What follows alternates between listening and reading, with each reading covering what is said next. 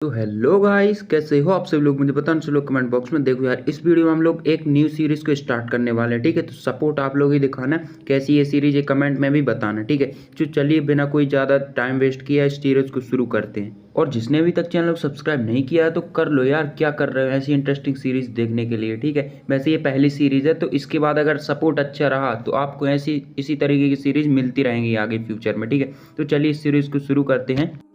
तो इंसानियत के खत्म होने के 2 मिलियन सालों बाद जब एक माँ अपने बच्चे को जन्म देती है, तभी उसके ऊपर अचानक से बिजली गिर जाती है, जिससे उसका हर एक बॉडी पार्ट डिस्ट्रॉय हो जाता है। मगर इसके बावजूद भी वो बच्चा जिंदा था, क्योंकि जिस दिन उसका जन्म होने वाला था उस दिन उसके फादर एक गॉड टेम्पल में जाकर वहाँ के एक प्रीस्ट को 12 हेवनली डीमंस के साथ डील करते हैं कि वो अपने न्यूबॉर्न बेबी को सेक्रीफाइस कर देंगे इस पूरे वर्ल्ड का लीडर बनने के लिए, सबसे स्ट्रॉन्गेस्ट लीडर बनने के लिए। इसलिए वो दाई को चुपचाप न्यूबॉर्न बेबी को मारकर सबूत मिटाने के लिए यहाँ से कहता है। वह दाई बच्चे को पानी में डुबाकर मारने का डिसाइड करती है। जब वो नदी के पास जाती है तो वहाँ पर उसकी नज़र एक बोट पर पड़ती है, तो वो बच्चे को बोट में बिठाकर धकेल देती है, जिसके बाद एक लेजेंड डीमन आकर उस दाई को खा जाता है। मगर तभी वहाँ से गुजर रहे एक अंधे ओल्ड मैन को उस डीमन का प्रेजेंस महसूस होता है, तो फिर वो अपने ब्लेड का इस्तेमाल करके उस डीमन को चीर फाड़ करके मार डालता है। और जाने से पहले उन्हें बोट में वही बच्चे का प्रेजेंस महसूस होता है, जिसके अंदर गॉडली पावर्स मौजूद थी, लेकिन इसके बावजूद भी वो उसे इग्नोर करके वहां से चलते बनते हैं। फिर सीन चेंज होता है, हमें दिखाया जाता है एक आदमी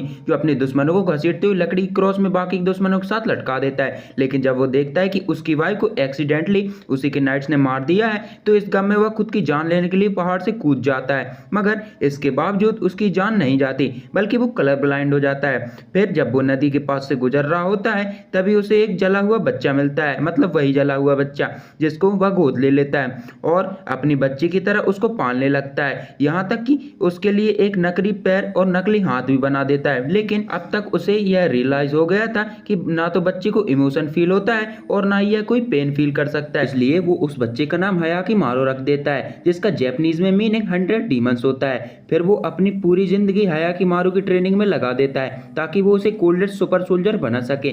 फाइनली हजारों डीमंस को मारने के बाद हयाकी मारो की गॉडली पावर अवेकन हो जाती है, जिससे उसका मिसिंग लेग भी दोबारा उगाता है।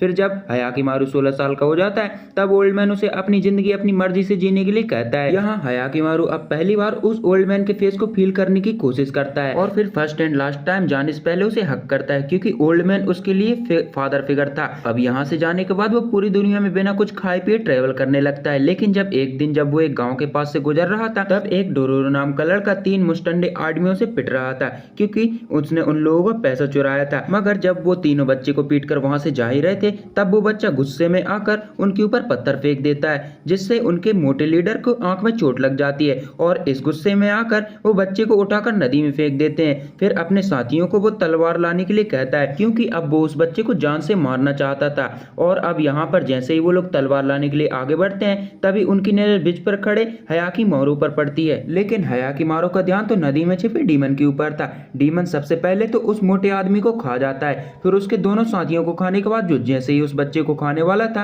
हयाकीमारू आकर उसका हाथ काट देता है और फिर उसे अटैक्स को रोकने के लिए वो ब्रिज के ऊपर चला जाता है। डीमंस हयाकीमारू को खाने के लिए उसके ऊपर कई सारे अटैक्स करता है, मगर हयाकीमारू के पास एक प्लान था।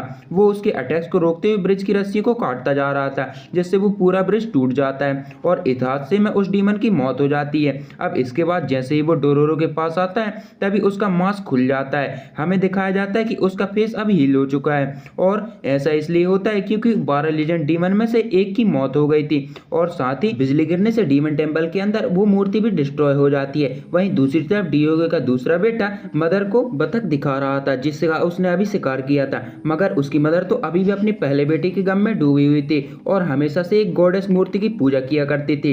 इधर अब वो दोनों एक साथ ट्रेवल करते हुए दूसरे गांव की तरफ चले जाते हैं, मगर इस दौरान डोरोरो रियलाइज करता है कि हयाकीमारू भले ही अंधा है, मगर वो सभी लिविंग थिंग्स की सोल की आउटलाइन को देख सकता है और डीमंस को वो उनके रेड ऑरा से पहचानता है। कुछ दिनों बाद वो लोग एक पास के गांव में पहुंच जाते हैं, और जिस रात वो उस गांव में रुके हुए थे, तब उनके पास एक अजीब सा डीमन आता है और उनके पास हेल ऑफ रिंग को बजाकर चला जाता है। फिर अगले दिन गांव का चीफ उन दोनों को गांव के प्रीस्ट से मिलने के लिए ले जाता है। जब वो दोनों पहुंचते हैं, तो प्रीस्ट अपनी इस हालत के लिए उनसे माफी मांगती है। वो बताती है कि एक हादसे में वह कभी दोबारा खड़ी नहीं हो पाए। डोरोरो को वो प्रीस्ट काफी ज्यादा ज्यादा खूबसूरत लगती है, मगर हायाकिमारू उसके अंदर से डीमन ऑरे को महसूस हो रहा था, इसलिए वो अपनी तलवार निकालकर प्रीस्ट के ऊपर हमला करने के लिए बढ़ता है। डोरोरो यह समझ नहीं पाता, इसलिए वह उसे रोकने के लिए कोशिश करने लगता है और तभी बाकी गार्ड्स उन्हें दोनों को आकर पकड़ लेते हैं और जेल के अंदर डाल देते हैं। डोरोरो पूछता है कि आखिर तुम प्रीस्ट को हमला क्यों करना चाहते थे,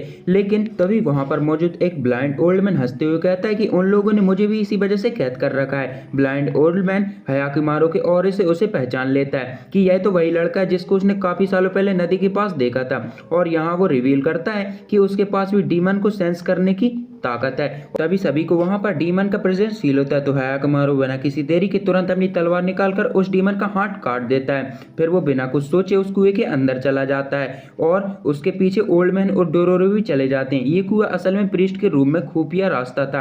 हायाकिमारू वहां पहुंचते ही दरवाजे को लात मारकर तोड़ देता है और अब सभी के सामने प्रीस्ट का राज खुल जाता है, तो वह फिर अपने असली रूप में आ जाती है। हायाकिमारू फुल स्पीड में उसके ऊपर हमला करने के लिए आगे बढ़ता है, मगर वो डीमन अपनी टेल से उसके अटैक को रोक देती है और अपने बालों की मदद से उसे पकड़कर खाने की कोशिश करती है, मगर इस मौके का फायदा उठाकर हायाकिमारू अपने दोनों तलवारों को उसकी आंखों में घुसा देता है। मगर जैसे ही हायाकिमारू उसे जान से मारने वाला था, तभी वहां पर विलेज का चीफ आ जाता है और उसे रोक देता है। फिर वो डीमन को यहाँ से भागने के लिए कहता है, लेकिन जैसे ही हायाकिमारू चीफ के फेंकी हुई जाल को काटता है, फिर से वो डीमन के पीछे निकल जाता है। जंगल में वो डीमन बैम्बू की मदद से हायाकिमारू कैप्चर करने में कामयाब रहता है, मगर जैसे ही हायाकिमारू उसे जान से ही मारने वाली थी, तभी वहां पर अजीब सा डीमन आकर बेल ऑफ हेल्स को बजाने लगता है। तो इस मौके का फायदा उठाकर हायाकिमारू नीचे से निकलकर ऊपर हवा में कूद जाता है। फिर वो उसके सिर पर अपनी शॉट से हमला कर देता है, जिससे उस डीमन का बॉडी डिस्ट्रॉय हो जाता है। फिर वो दोबारा से उस ह्यूमन वाले फॉर्म में आ जाता है और वो कहती है, यहाँ पर वो कहती है कि तुमने 12 लेजेंड डीमन में से एक को तो मार दिया, मगर तुम मुझे नहीं मार पाओगे। उसकी इस बकवास को इग्नोर करके हायाकिमारू सीधी अपनी तलवार उसकी भेजे में घुसा देता है और उसका भेजा फ्राई कर देता है।